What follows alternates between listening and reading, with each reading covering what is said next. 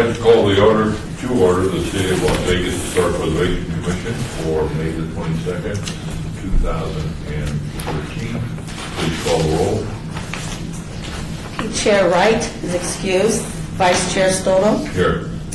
Commissioner Bellis, excused. Commissioner Haas, excused. Commissioner White, here. Thank you. Commissioner Klink, excused. Commissioner Macmillan Arnold, Present. Commissioner Levine, Here. Commissioner Beck, excused. Commissioner Hotchkiss is present via telephonically. Is that correct, Commissioner Hotchkiss? Yes, it is. Thank you. Commissioner Millman, Here. Commissioner Mooney, here. Commissioner Surface, excused. Thank you. Do we have a quorum? Yes, we do. Item number two is the announcement regarding our compliance with the open meeting law. Staff, have we met the open meeting law requirements? Yes, we have. Mr. Chairman, if I may say something to the gentleman on the telephone. Commissioner, Yes. please make sure that you're on the phone at all times, since you're the sixth man in the quorum. Okay. If you plan to leave or get off the phone, we're going to have to take a recess. Understand. Okay, thank you. Yes, sir. All right, we're now at item number 3, which is public comment during this portion of the agenda must be limited to matters on the agenda for action. If you wish to be heard, give your name for the record, the amount of discussion, as well as the amount of time any single speaker is allowed that may be limited. Is there anybody that would like to speak at this point? Hearing none, we'll go on to item number 4. For possible action to approve the final minutes by reference of the regular meeting of April the 24th, 2013. Look for a motion to approve. I move to approve. We have a second. Second. Any discussion regarding the minutes?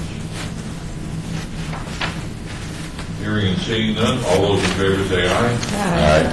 Those opposed?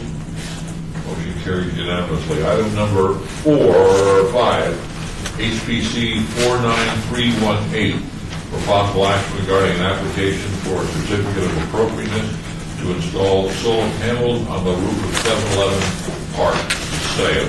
Courtney? The Historic Preservation Officer has reviewed the application for compliance with the City of Las Vegas Unified Development Code, Chapter 1910-150, Section O, Placement of Alternative Energy Systems, and has found the application meets the intent of the code, which allows for solar technology to be installed if visual impact is minimized. I would also note that the applicant came to us originally with a different configuration of the solar panels, and with through discussion with the applicant, the solar panels were moved away from that primary front slope of the house to the rear slopes, and working with the solar company, they agree that this will work just fine. Look for a motion to approve. So moved. We have a second. Second. Any discussion on this item? Anybody like to talk about it?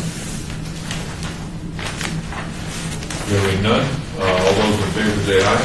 Aye. Those opposed, motion carries unanimously. The next item is item 6, HPC 49319, for possible action regarding Phase 3 Beverly Green Historic Resource Survey and Inventory for the area generally bounded by East St. Louis. Courtney? The draft is submitted for HPC review and comment, and if approved, the report will be submitted to the State Historic Preservation Office for final review with any additional comments. I would also like to add that LSD was going to be here at the meeting today and to be able to answer questions. And I'm not sure, do we want to hold this item maybe just for a few minutes, or? I would recommend there's no urgency to get it passed at this moment, so we can let it slide, or what's the official term? Well, I don't want to obey it because we have to get it to Trail it? Why Oh, move it? trail it? Okay. Okay. Okay. Do we need a vote on trailing? Or? No. Okay. Corey, was that didn't I give you comments the previous meeting on that? You did.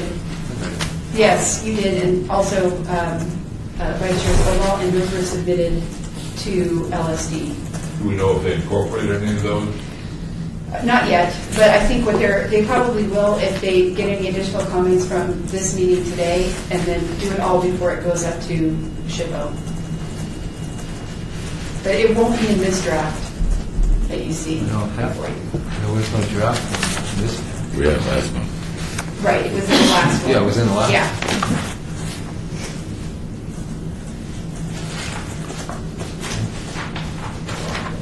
Well, it quite cleared up in my head. What are we approving? You will be approving this draft with, on the condition that your comments be incorporated before it goes to SHPO for final approval. We'll fill in that. All right, great. Then the next one would be HPC 49320 for possible action regarding the preservation plan for the old Adobe Floyd Land Park at Cooley Springs.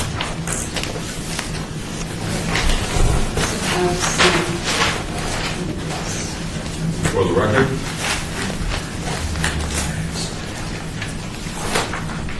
before we really get started. The City of Las Vegas has contracted with Mel Green of Melvin Green and Associates to complete a structural analysis and condition assessment of the Adobe at Floyd Land Park at Cooley Springs. Mr. Green prepared a report which is attached, which outlines 3 preservation options for the Adobe. The project, which is funded by the Las Vegas Commission for the Centennial, the treatment options were presented to the Centennial Commission in April. The Centennial Commission commented that they wanted to pursue treatment option number 3. So the 3 preservation options that were provided by Mel include retain as a ruin, which basically would be to stabilize it as it is now, keep the area fenced and the existing canopy in place, preserve site artifacts, timber, and stone for display and future rehabilitation, and the public would remain outside the existing fence. And this would be at a cost of $51,000. Treatment option number 2 is to reconstruct the walls and the roof, rehabilitate the structure by again, reconstructing the walls and the roof so that it may be used for interpretation and display. Breaks as required. The public would not be permitted in the building, but would be permitted within the fenced area, and this would be at a cost of about $108,000. Or completely rehabilitate the building using the existing blocks that have fallen, and this would be rebuilt to meet current standards for Adobe-type buildings. Windows and doors would be repaired and reinstalled, missing pieces would be replicated, and the building could be used for display with possible public entry. Existing protective canopy would be removed. I would also add to this that there would be some site mitigation to divert the water in the event of another flood so that it goes around the Adobe and prevents further destruction. And staff recommends option 3, which would allow supervised public entry into the building and a more complete interpretation. And I also wanted to add that yesterday I was treated with a visit out to Kyle Ranch. I wanted to see what work was done. You could just take one of these and hand it on. What work was done in order to stabilize that Adobe. And the images show you, you can clearly see the new structural elements in the roof. On the image, if you're looking at the one with the 4 images, the images that's on the bottom left, you can see some of the older boards that are in the roof. So they took the existing historic material that was salvageable and incorporated that into the new structure as much as possible. And also there are some of the beams that are historic that they used as well. But you can see where there's some new bracing at the edges of the trusses. Also, there is a brace on that bottom right image. There is a brace that extends throughout the entire building that kind of just keeps those walls together. I don't know that this is going to be exactly the new or the proposed treatment. Once they start getting into our building has a completely different roof. But you can see that the work is it meets the Secretary of the Interior standards in that the new is clearly identifiable from the original structural elements, and there's minimal destruction to the building or minimal impact on the building to incorporate those new structural elements. How tall would the one at the top of Julie Spring be? It's pretty short. I mean, wouldn't be this thin, it wouldn't be No, like- the headroom is not the same. It has a flat, kind of flattish. It's slightly sloped in the middle. Yeah, it's more like a shed-style roof. So what is the cost of option 3? The cost of option 3 is $294,000. And that money would be 93, coming, 199. Oh, and that would be coming from, Centennial. Various sources. We don't have any money allocated yet for this. We did do a short presentation for the CCA meeting and said that this was an emergency, and the CCA board, they're kind of in the process of prioritizing some of the limited funding that they may get. So this is all very kind of up in the air, but they did state that the Adobe was on their top 5 list of prioritized projects because of the emergency situation. The only thing I'd suggest, go ahead, Dave. What group are you referring to when you said we, on this? The city of Las Oh, the Vegas. city. Yeah. Well, I mean, obviously, we all want to do the best thing for it, but sometimes the decision can be made, to get, if what's best for it is not affordable, or the money's not going to be there, then we go to the best thing for it at the price, whatever money is available. So, I mean, is there a realistic chance of getting $293,000? Yes. But the only reason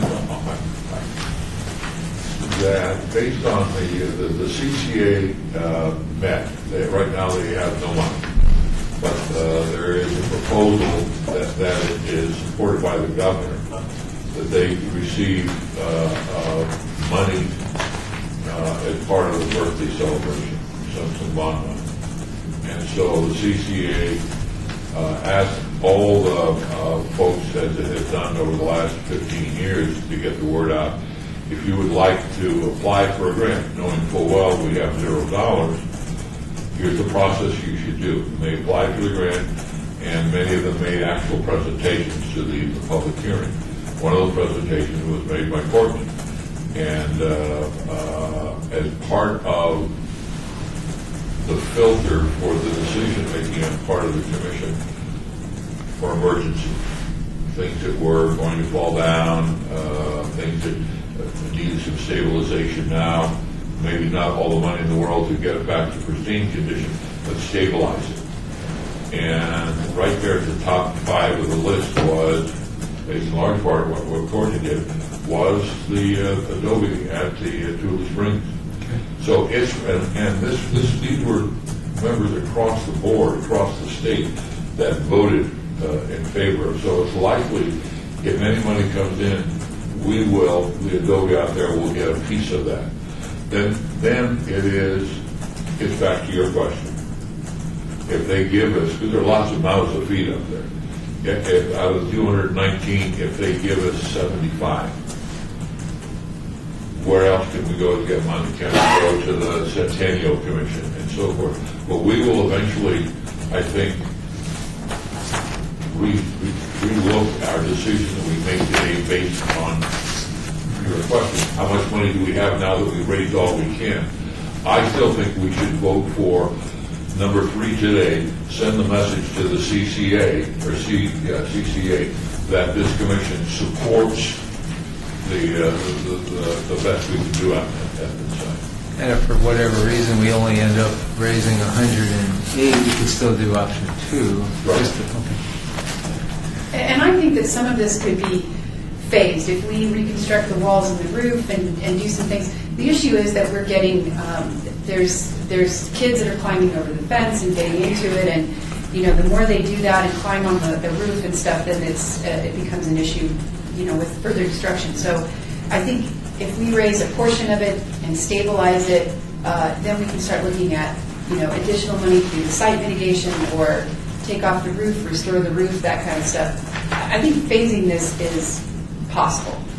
So we don't need all the money all of them. If we have the stabilization part, is that wasted money if we raise more money to move into option B because now we have that much money? Is that first money wasted, or is that actually add to or already the first part of part B? Well, I think, and there's different types of stabilization, and I think with option one, where you're just kind of propping it up so it doesn't fall over, that would, that might be. Waste of money. I think that's kind of a waste only because you're doing that work to sort of prop it up, and then you'll be taking it all down in order to just reconstruct the walls and the roof. So to me, it's either option 2 or option 3 if you're not wanting to waste money. I think another option 3 could be done phases. Right. Well, or Yeah. you- Bob, I wonder, what kind of money does the Centennial Commission have? Less than they used to. A lot of the money has been committed, but there are funds available, and this is the perfect thing for the Centennial to support. But we're also funding the West Side School. We've committed a significant amount of dollars to that bonding issue. They give this commission about $75,000 a year. But I think that there, and interestingly enough, although we will see this coming year with the new license plate coming on board, the people that are buying the Centennial license plate, it really hasn't gone down like this. It's a little bit, it's still about $1 million plus.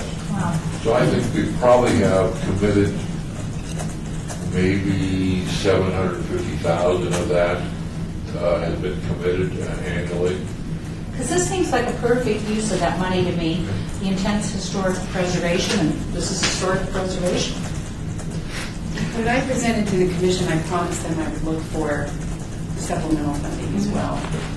May I make a motion then, that we support option number 3 to rebuild the collapsed portion and restore the building? We have a second? Second, further discussion? Anybody in the audience like to jump in?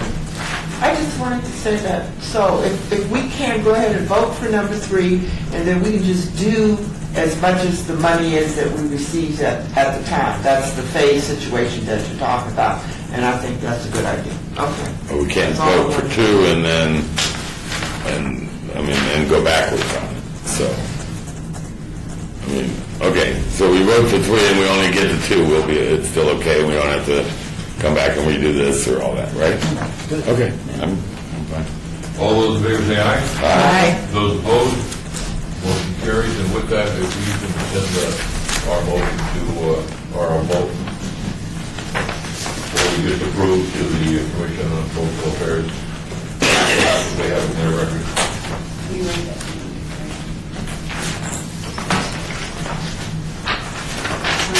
Vice Chair Stovall, who would I send that to?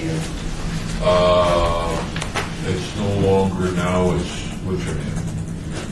Does that help at all?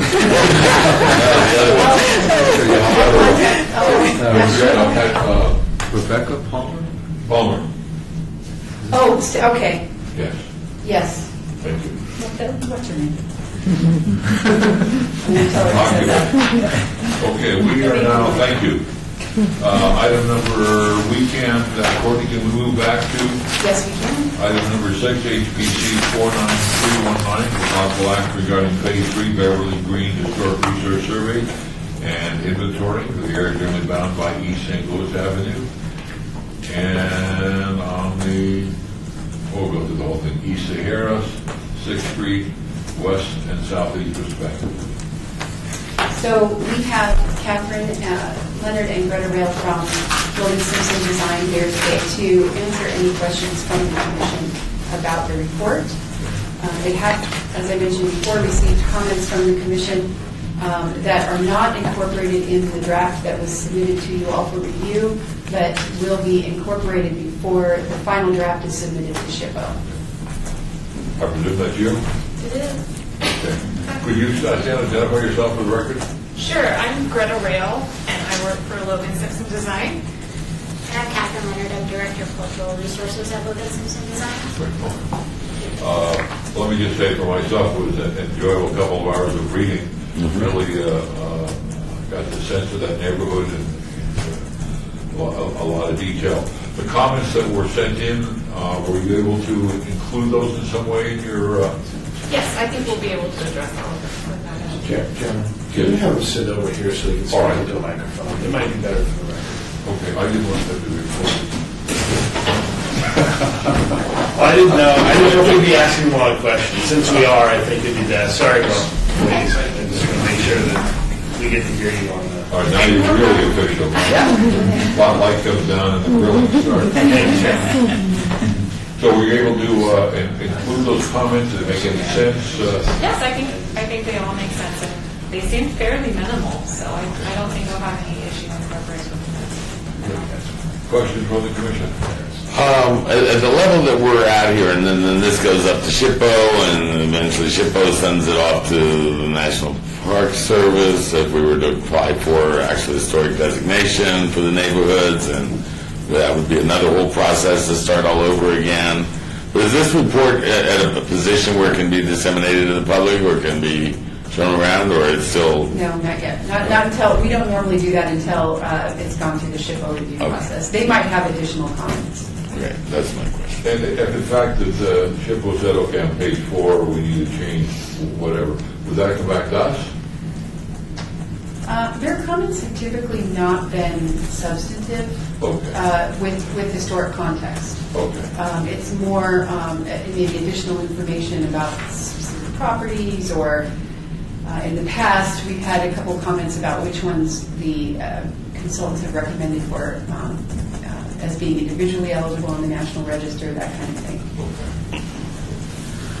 Okay. And then they would say, all right, change page 3, and that's a capital T, the change is made. Then what happens to the document to kind of get back to it? Yeah.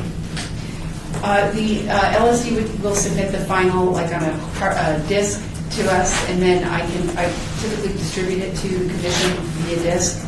We haven't put it on the internet in the past just because the file sizes are so huge, but I think we put the last one on. They figured out how to shrink it nicely, and then we put it on temporarily for the public to access. That'd be nice in the people in the neighborhood where... Yeah, and the South Ridge and all of them actually should have some kind of a permanent accessible home. How much do we have left of that neighborhood survey? Beverly Green is done now. Yeah. And South Ridge is done. Right. And we voted next to do Hunt Ridge West. Right. Next. Yeah. Any questions? Just somebody needs to make an LSD joke. Come on. Okay. Not a question. I withdraw my joke. Okay. Just a comment, not a question. I've read a lot of these things over the years. That was really very good, whoever did it. Oh, thank you. Yeah. That would be Greta. Okay. She was the technical lead. I concur. I was project manager, but You did a really good job. I learned so much, I can't believe how much I didn't know. I had the same reaction. Okay. We turned over just about every stone. Yeah. Would it be a surprise to you if we're going into sort of with a blank slate on, and was there something in there that... No, I always enjoy the residents part. I love to learn about the residents that live in the neighborhood. And we did the Phase 2 survey as well. And it was pretty amazing, I thought, for the Phase 3 portion to see the prominence of the residents that lived in those homes. There were actually quite a few people that resided in that neighborhood that were fairly high in status at the time, including Harris Sharp, who had a family home in the neighborhood as well. So I think that's always my... And the Zick and Sharp was involved in all is just surprising me, because I always think of them as such a commercial architects, and there's only 12 homes that we know of that their daughters have dragged up for the school district thing. I'm just trying to nail down a story of Jim Rogers on Channel 3. That when his father, Frank Rogers, when he was still working at Los Alamos and was going to move out here, he had a house built for him, bought a piece of property in that area, and I want to say it's closer to Maryland Parkway. And he came out to look at it. When he came out here, there was nothing on his plot of land, and he called the contractor up and said, no, we're all finished. You guys, I'm standing right here. both went on the wrong lot. And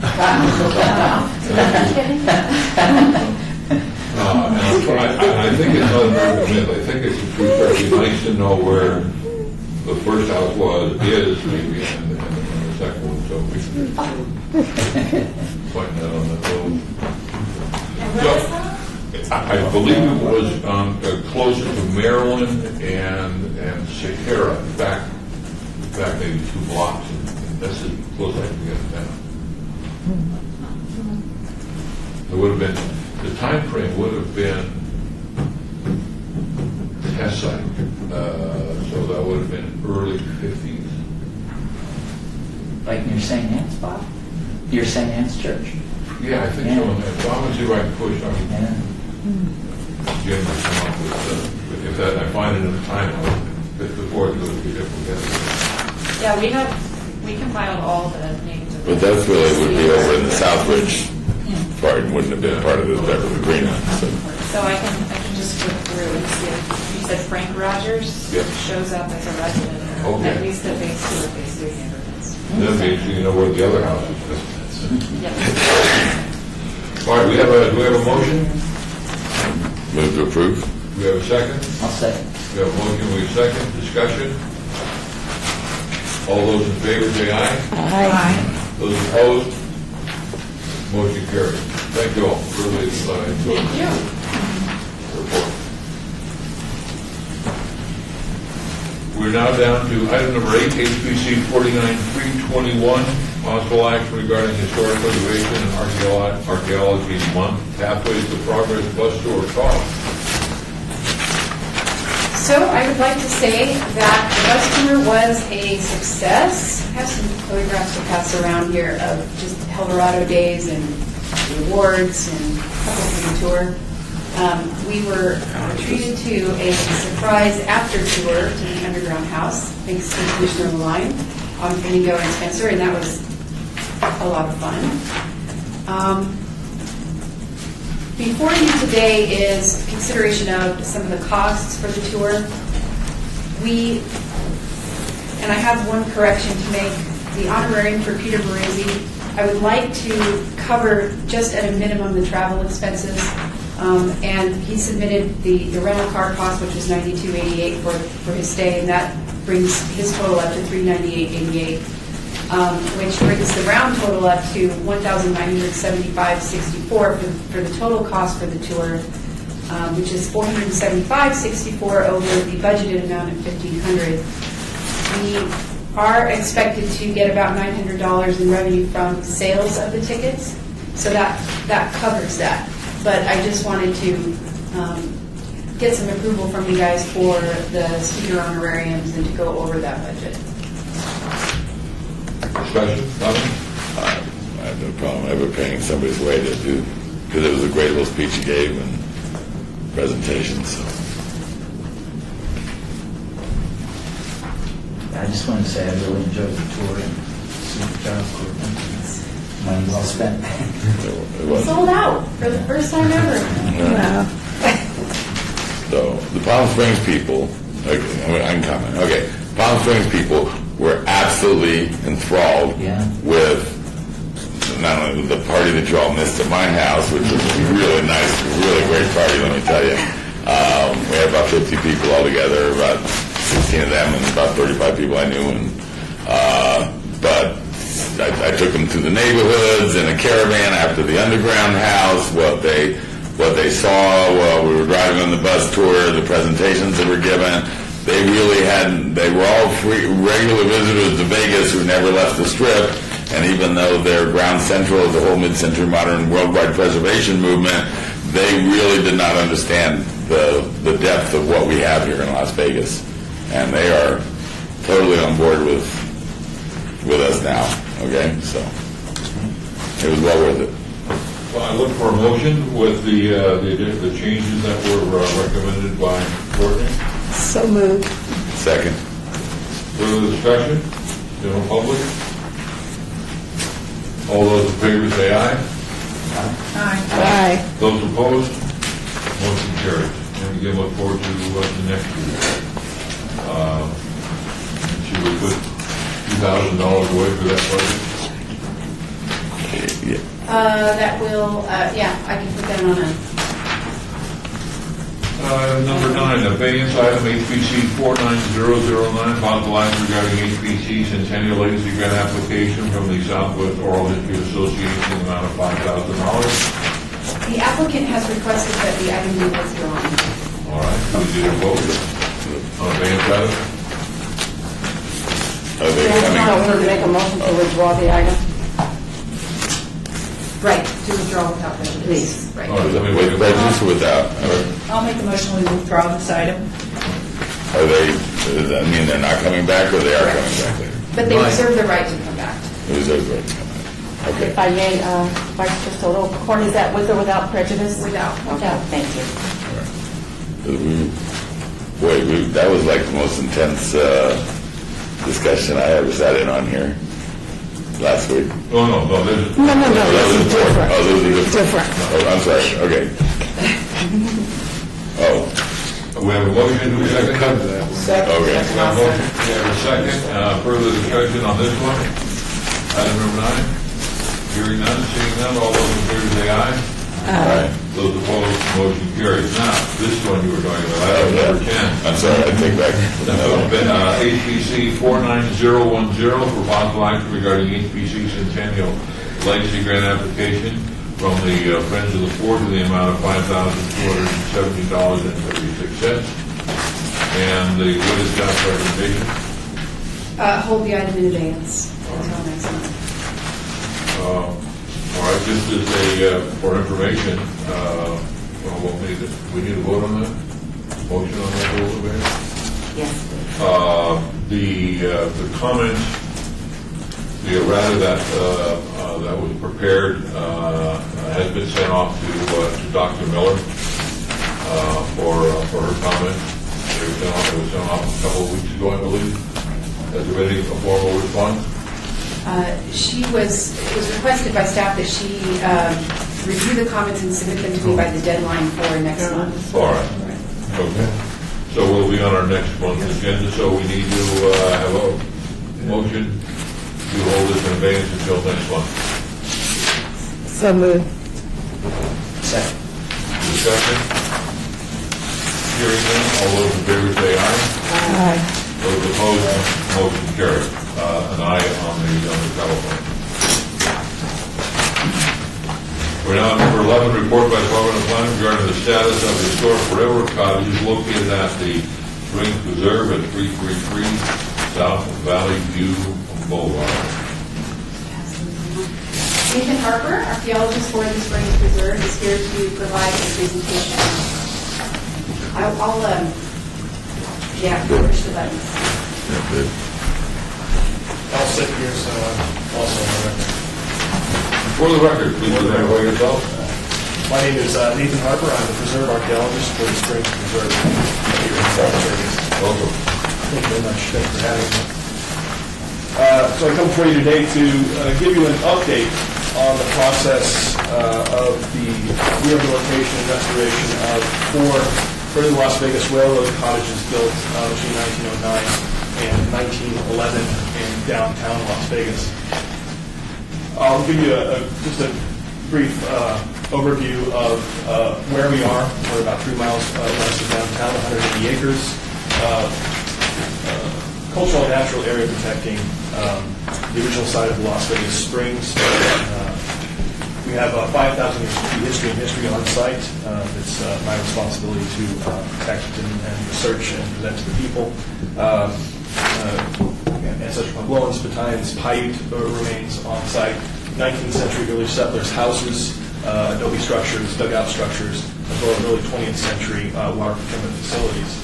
And these are just some of the examples we have. Our water well derricks, our spring houses, ranching equipment, chicken coops, and some other things. And of course, the portions of the Springs Preserve were put on the National Register of Historic Places in 1978, specifically the prehistoric component between the Las Vegas Creeks, the North and South Fork of the Las Vegas Creek. To give you a bit more overview of what the projects that we have going on out there right now, we have series of large projects, all funded by SNPLMA, Round 7. These include the extension of an exploration trail, it's what you see in green, and this is slightly different than what you see in the out there. This trail will go the entire circumference of our natural area. It's also going to include a new bike connecting path. We're renting bicycles now at the Springs Preserve, and we're working on allowing people to bring their own bicycles on as an extension of the city trails. We're also working on completion of trails within our Cienega, and one project that we're quite proud of is the Las Vegas Creek restoration, which is now finished, gone through both phases. We've reintroduced water. We've built 9 different habitat ponds throughout the footprint of the Las Vegas Creek. We're hoping to reintroduce species of frogs that were previously extinct. Our wildlife biologists on staff have identified an extinct refuge population of an extinct frog that was at the Springs Preserve originally. It's very difficult to breed frogs and reintroduce them to habitat, so we're going to use a very closely related variety of that. And you can see here in the bottom photo, the ponds have water in them now, and they are now being used by wildlife. We have ducks and geese that are currently swimming in them, and we've signed on to a safe harbor agreement with the U.S. Fish and Wildlife to put some threatened species of fish in those, in there as well as the frogs. So this is all part of a $12.1 million grant from SNPLMA for these trails, for the ponds, for interpretive remodels and signage, and of course the cottages, which are going to be essentially the trailhead. It's going to be the starting spot for the trails. As we know, these were constructed by the San Pedro, Los Angeles, and Salt Lake Railroad between 1909 and 1911. 64 of them originally constructed. Blocks 23 through 26 of Clark's Las Vegas Town Center, you see highlighted there. The lots highlighted in red are the cottages that we have in our possession. These were being threatened by development throughout the early 2000s, and some members of this commission and other members of the community encouraged the Springs Preserve to take on the responsibility of restoring those. We know that one is out at the Clark County Heritage Museum. There's several more that are still in place downtown Las Vegas, but they've been greatly modified. The restoration and rehabilitation, of course, is sponsored by SNPLMA. We also have money from the Community Cultural Affairs, Las Vegas Rotary, American Public Works Association, and the J.H. Rotary family have funded various aspects and parts of that move, of that restoration. And we're very lucky to have that many people who are willing to provide us with some funding. We're also very lucky in the fact that we have the original blueprints for these cottages. These were in special collections at UNLV. So we have, I believe, 8 different sheets. Includes 2 different styles, 4 different front styles on them, different sort of gabling, dormers, differences in the front. So there's a rhythm to how they were constructed. We also know that there are 4-room and 5-room cottages. We have 3 5-room cottages and 1 4-room cottages on our site. We have 3 of the different front styles. The Clark County Heritage Museum has the one that we do not have. These were kind of a modified craftsman style, constructed out of cement block with a very distinct roof line, a slight bell cast curve to this roof line. That's a characteristic, identifying characteristic for these cottages. The cement block is also very distinct, and some of the issues that we'll talk about here in a second comes from that issue that these are not what you would consider to be large rectangular cinder or cement block that we see in modern day. These are double wide split block without any reinforcement within them. So this is something that we've had. What we generally refer to as slumstone? No, these were machine cast blocks, Okay. Cement locally sourced materials. So in our blueprints we have from the UNLV Special Collections, as-built are always going to be different than the blueprints show, but we do have call-outs for paint colors, for trim colors, for roof colors, floor plans, the kitchen layouts, and so I think we're quite lucky in our restoration and rehabilitation efforts. Many people argue we're not going to have those plans, so we're quite lucky with that. The staff is drawn from kind of all over the place. We've leaned very heavily internally at the Water District and at the Springs Preserve on the design and the structural design. I'm kind of leading the Historic Preservation. Aaron McAuliffe, who's our curator, is working with us on the interpretation side of it. We've leaned on Joe Thompson quite a bit to provide us with some interpretive packaging.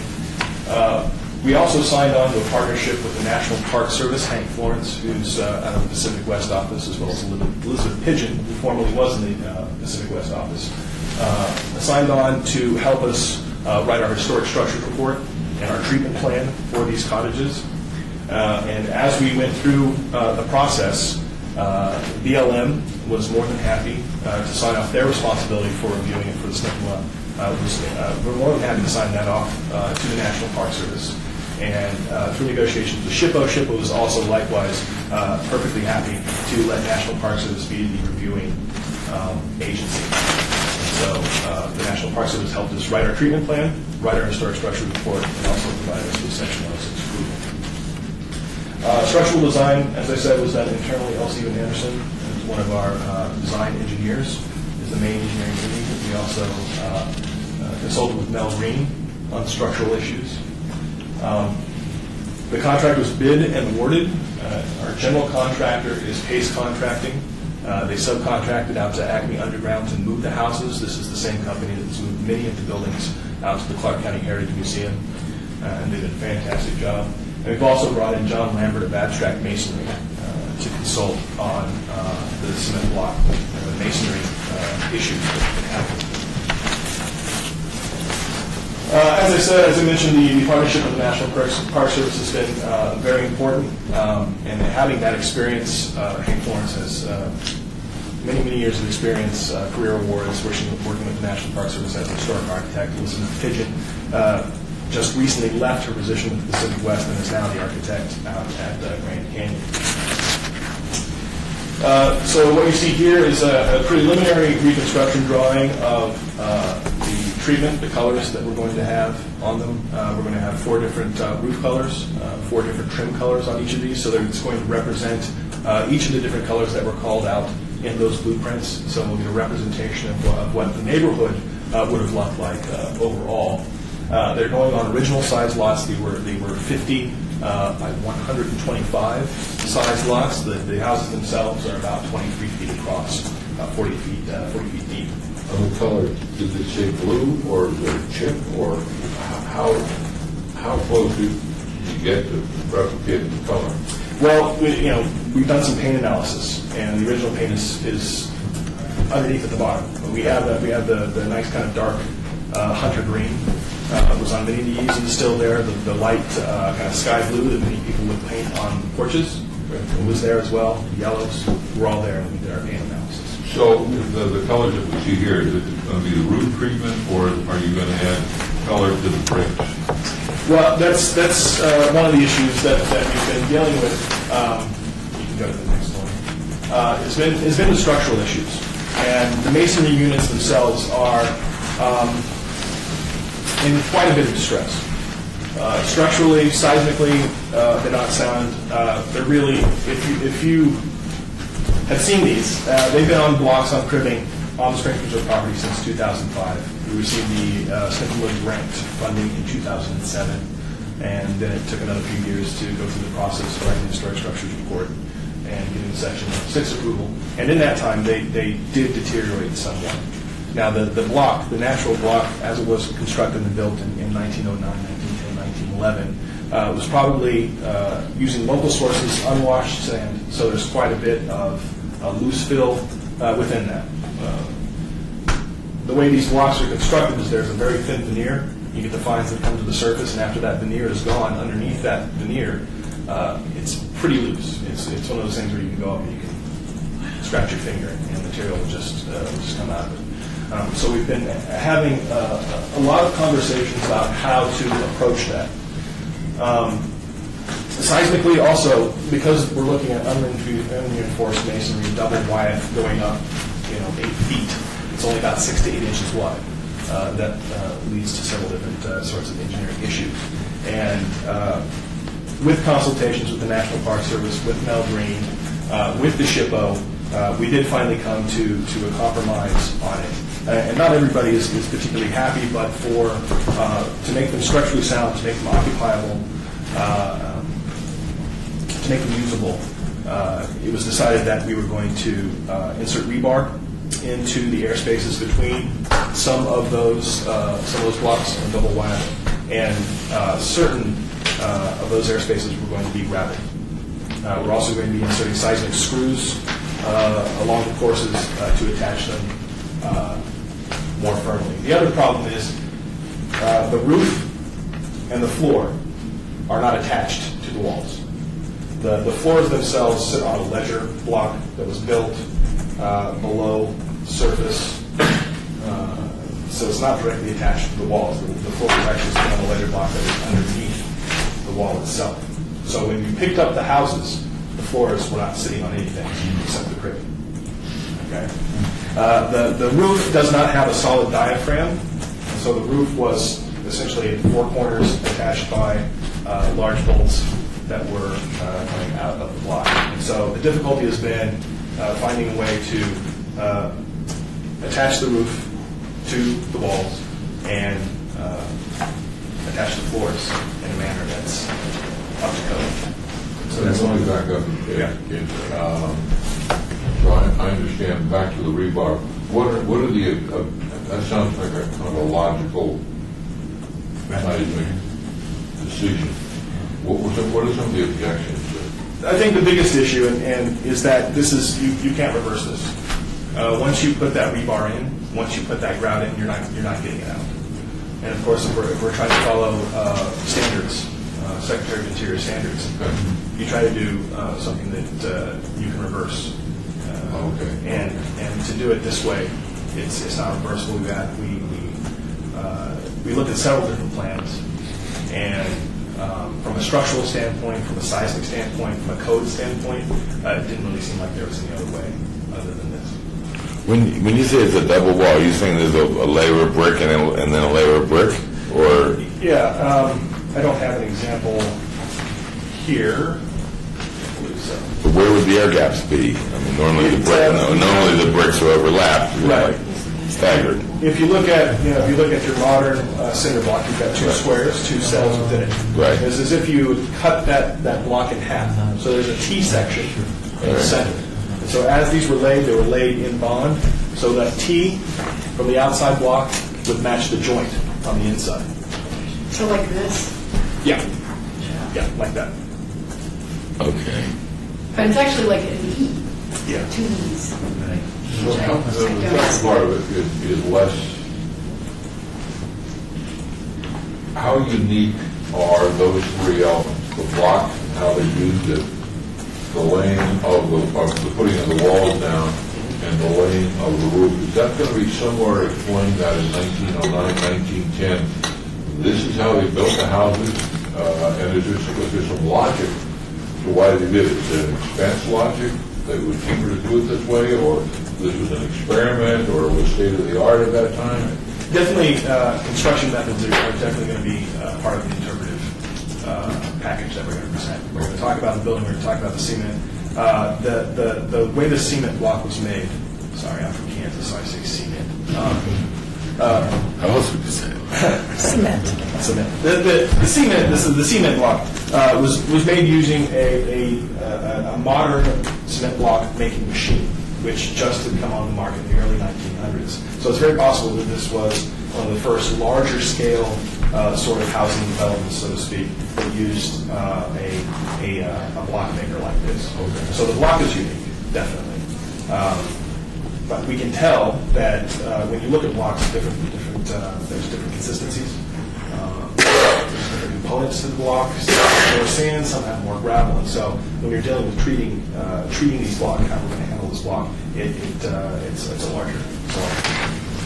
What about the way that the walls were laid down? Is that unique to? I don't know that that's necessarily unique. I think that's probably a function of having a sort of a concrete base in your house built that way. We know they did the same thing in Arizona for the houses down there. No, I don't know. Okay. They built a similar set of homes in Clarksville, and for his, at least they looked the same on the exterior. Not that early, though. This would be very early. We have cement block on slab construction in Arizona, but certainly not at this stage. In Clarksville? Clarkdale? Is that where the copper mine was? Well, Jerome was the copper mine, but yeah, Clarksdale. I don't know. I don't know. Most of Anyway, it's framed out there, but. It's the same Senator Clark, and the houses look the same from the outside, so I'm just making a giant jump in collusion. Probably a logical one. We know that there were some similar sort of structures that were built in, I believe, Montana. Okay. That's Clark Kidwell. Similar to this, so yeah, it's very much apart. We know that the E.G. Tilton, who was the designer, as far as we know, the designer, he's the one who signed off on them, was the engineer for the entire railroad, so it's possible that. Is he the one who was killed there? No, that was William Lilly, who was the concrete foreman, who, if you read the Las Vegas Age, It's pretty bad. It's very much yellow journalism at the time. He had his arm caught in a cement mixing machine, and it was very accurate detailed. journalism. Yeah, it's probably accurate. A little racist, but it was. So the walls are a difficulty. The roof and the floor attachments have been a difficulty, and I believe that we've through reinforcement of the rafters of the structure there, we've been able to attach the roof to the walls using a solid sill, and we have solid floor jacks underneath the entire floor, so the floor is stable. All the floors have been leveled. You can drop a marble and it would roll off here now. They're completely flat, which is very nice. The masonry itself, the integrity of the block is an issue. The mortar joints are an issue. We've found that large portions of these have been repointed in the past. Another issue with the integrity is the lower three courses of almost all of them seem to be greatly affected by efflorescence, soluble salts that have gotten in there and sort of stalled off the outside face of those blocks. Also, in doing paint analysis and removing some of the getting down to a solid paint base, we found that there was either a lime wash or a whitewash that was kind of a base coat on these, and that was just a thin layer of very sort of thin lime plaster or whitewash that was bonded to the surface of the original block. And through some of our analysis and some of our testing, we found that you could remove that, but that in the end, it's not worth it. And so we're going to take them down to the most stable paint surface, and we're going to decide we're going to paint them probably in a sort of plaster off-white sort of paint. My wife is on here. That's supposed to be a representation of the original block, which is what we originally hoped to do, but with the difficulties of the block surface, we decided we're going to go with paint. The interior plaster is also an issue. As these cottages were moved, some of the plaster has been shipped in the inside. There's been remodeling for most of these.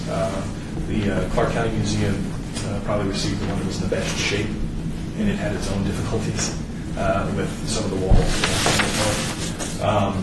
We're saving as much of the plaster we can, but there's significant amounts of water damage in the ceilings and in some of the walls. And that interior plaster, the outside walls of those rooms are bonded directly to the block. And in some cases, as the block is shifted, the plaster is also shifted. So we're going to try to fix that plaster as much as possible, but in some cases we're not going to be able to save all of it, particularly the ceiling plaster. The move, as we mentioned, was done by Acme Movers, and you can actually go on to the Springs Preserve YouTube site, and we have several time-lapse videos showing the move. We moved them on-site. They were originally on the northeast corner of the Springs Preserve site. We moved them in the interior along our access road there. Moved all of those in March, and when we talk about kind of hair-raising moments for us, the move is one, setting them down was the other, and then finally putting them onto their new foundations with it. And now we've we've reached all of those milestones. So now that they're all down in place on their new permanent locations, we built up, as you can see, we built up a stem wall underneath of them, and they look like they're very raised. We're going to raise the grade, the entire grade around those. There's going to be 18 inches of that stem wall below the original house form.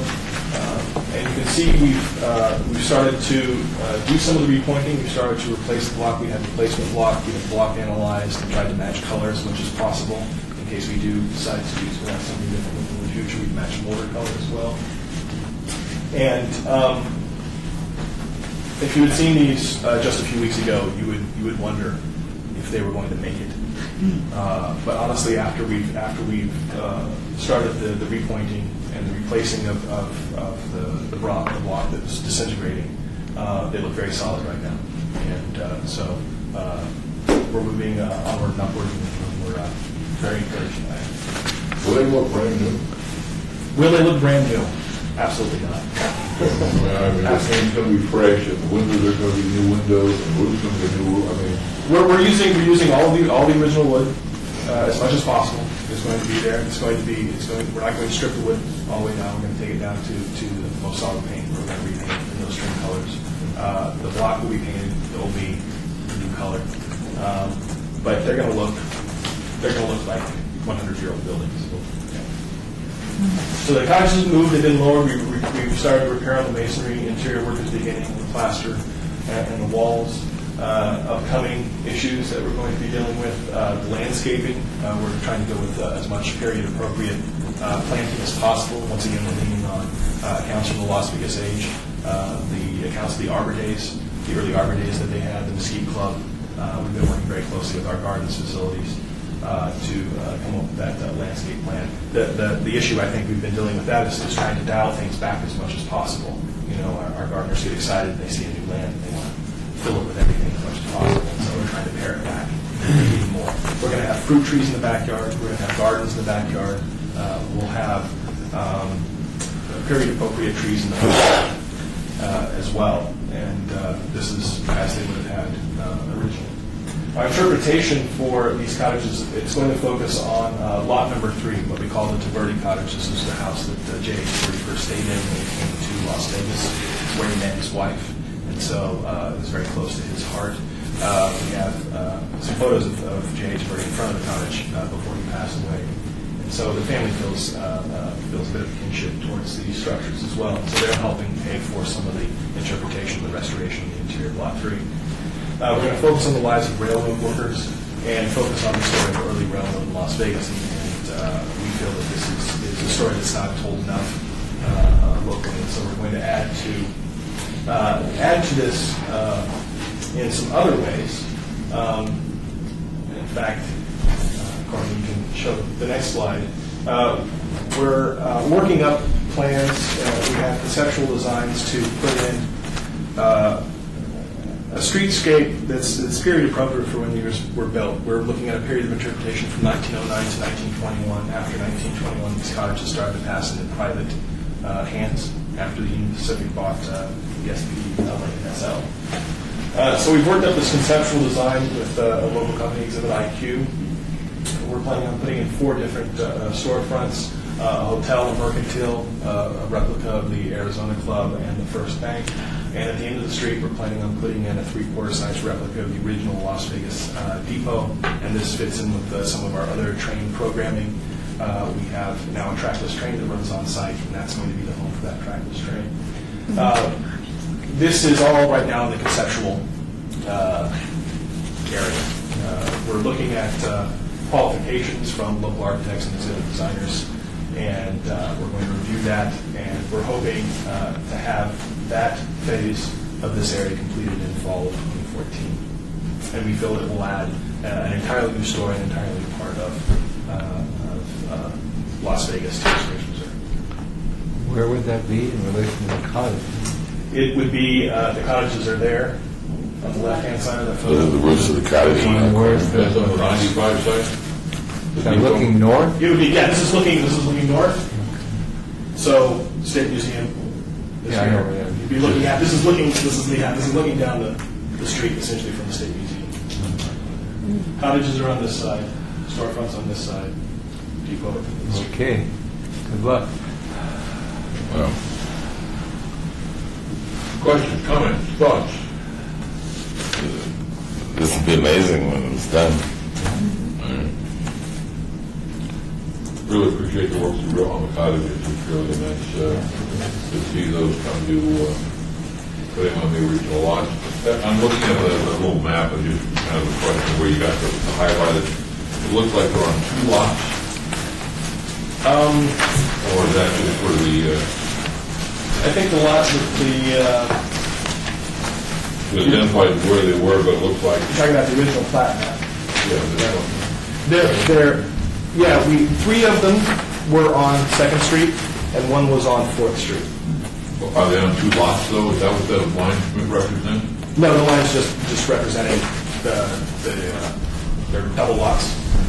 So you have 25-foot wide. yeah, 25. So they're 50-foot wide lots, 22, 25-foot parcels. Okay, they weren't selling them off as 25-foot lots, and these were on bigger lots. These were on bigger lots. They were. Yeah. To the porch side, you had an extra 20 some odd feet. Okay, that's helpful, thank you.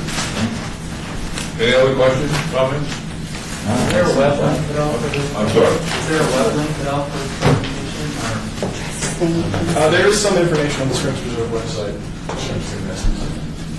Is this on our website? Courtney, is this on our site? This is not, but we can put it on it. All right, we'll have it on our Las Vegas Historic Preservation site as well. But I think don't you have some information on your site? We do. We have some small information. We're working on a larger web page as well. Excuse me, Chair Scolo. Could you have the gentleman give us his name for the record, please, that asked the question? Dave Van Santen. Could you spell your last name, please? Sure, V as in Victor, A-N, capital Z as in zebra, A-N-T-E-N. Thank you. Great. Any other questions other than that? I appreciate it. Look forward to the final product. Thank you.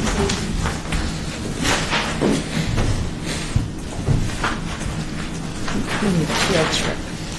We need a field trip. Item number 12, which is a report by the Department of Planning regarding the status of the Victory/Lincoln Hotel located at 307 South Main. Courtney? Ward 3 Councilman Bob Coffin has requested an historic rehabilitation assessment study for the hotel, and staff, as I mentioned before, has received a number of proposals. We met on April 16th and selected Logan Simpson Design, also in the house, to complete the analysis. And the report will provide a cost-benefit analysis for moving the building as well as keeping it in its current location. We'll also prioritize significant architectural elements to prepare for moving the building if necessary. Staff met with LSD on May 9th to discuss the scope of the project, and hopefully the contract will be finalized early June with a tentative project completion date of October 1. I have not mentioned to them that this was going to be on the agenda, so they're not prepared to answer questions about it, I don't think. So I just wanted to let you know that they were here for the other item, so I don't want to put them on the spot. We have received interest from Springs Preserve and Clark County Museum in accepting the building should it come to that. Are you doing the research?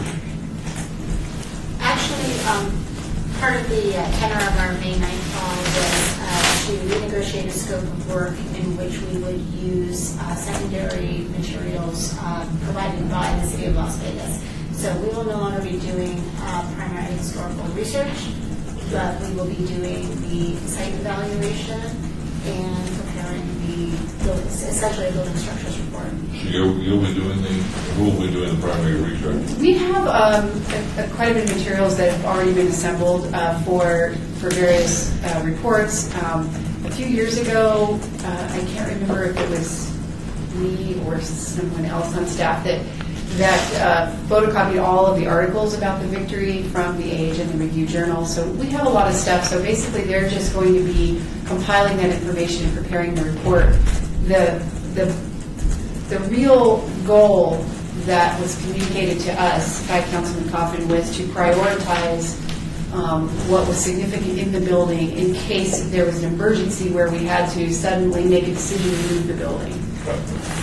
I was hoping that we would find out when it became a big hotel. That might be in those articles. We have quite a few. Yeah, okay. All right, We know, we think we know the year, but we don't know the month. I think it's during World War II. Aren't you there then?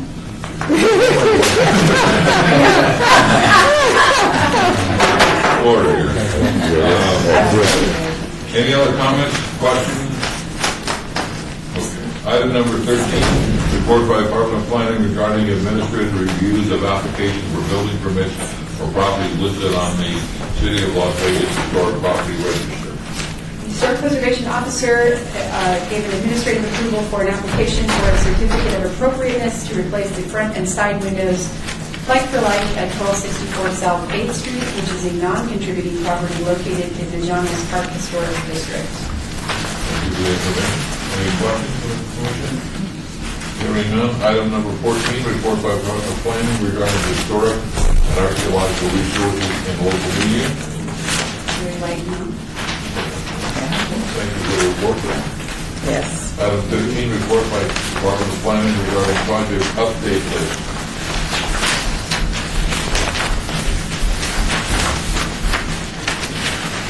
We heard a presentation about the 2012 Historic Preservation Zone grant.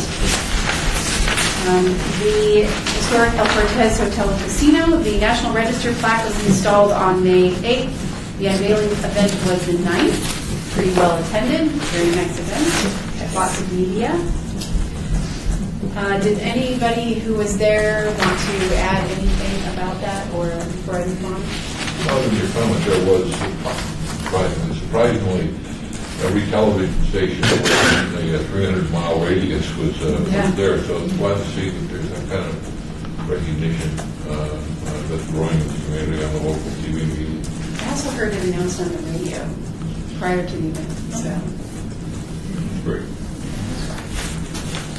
Floyd Land Park at Tule Springs, we discussed the Adobe. We heard a presentation about the railroad cottages and the Victory Hotel, so there's nothing in addition to that. Item number 16, report by the Department of Planning regarding downtown project list. Also a light month on the downtown projects. I just have two listed there on the summary. One is a temporary parking lot, which I already talked about. And then the second one, Project 105, is the revisions to the Charleston Towers project at 10th and Charleston. That was just before City Council last week. We received approval bringing the project down from a 14 and 17-story tower to a 6-story building, which would be much more appropriate in scale with the neighborhood. So that's it for downtown projects. Those going to be rental units. Good. So tell me more about this building. It's going to be for residents? Yes, it's a mixed-use building that will have commercial uses on the ground floor. There is one space that potentially could hold a grocery store tenant. It has enough square footage to do so, or it could be multiple tenant spaces. And then it will have a total of, I believe, 166 residential units on the upper floors of the building. And then it will have one level of subterranean parking and then a parking structure which will be internal to it, so it won't be visible from the exterior of the street. And that's on which corner? It's on Charleston and 10th, actually between 9th and 10th. It occupies about 3/4 of that block. On the north side of Charleston? On the north side of Charleston, So yes. there's like a triangle there, because some, I think the van- with the gas, I think, comes in there. Okay. Oh, no, it's not. Great. Any questions? I have a question about the facade. When is the mini grocery or whatever in the White House Drug opening? I don't know. That seems to be taking forever. It does seem to be taking forever. They didn't need to go through an entitlement process because it's already a commercial use there on the site. And so what they are doing is going through the licensing process and sending improvements. And I don't exactly know the status of those. I don't know why, but I thought it was going to be open by now, and I haven't shopped there yet, so. We've all had votes. Which are you asking about those? You know where The White White Cross, the White was? Cross. Yeah, that- So there's a licensing hold up there? Because it looks like it's all built out, ready to go. No, I think they still have some final inspections that they need to do. Oh, okay. So, Well, you can move that along for us. so noted for the record. Jack and I are being hungry, so. Yeah. We'll shop. Item number 17, discussion regarding topics for future agenda items by the Historic Preservation Commission.